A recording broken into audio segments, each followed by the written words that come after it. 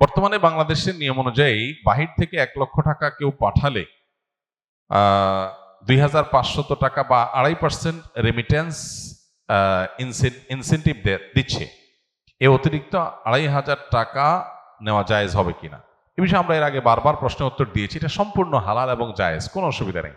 প্রবাসী ভাইয়েরা বিদেশ থেকে যে টাকা পাঠাবেন সেই টাকার উপর 2.5% প্রণোদনা দিয়ে থাকে বাংলাদেশের সরকার। এই 2.5% টাকা নেওয়া সম্পূর্ণ হালাল।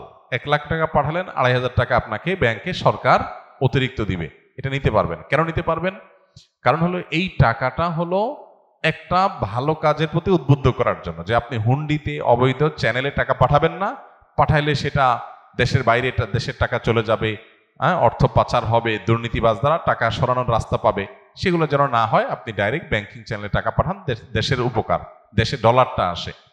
তো এই জন্য আপনি যাতে একটা ভালো কাজ করেন সেজন্য আপনাকে একটা প্রণোদনা দেওয়া হচ্ছে। আপনাকে যদি আমি বলি আপনি এই ভালো কাজটা করলে আপনাকে পুরস্কার দেব, এটা যেরকম হালাল এই প্রণোদনাটা সেরকম হালাল। এটাকে কেউ কেউ সুদ মনে করেন, একেবারে অহেতুক অমূলক, এটা সুদ হওয়ার কোনো কারণ নাই।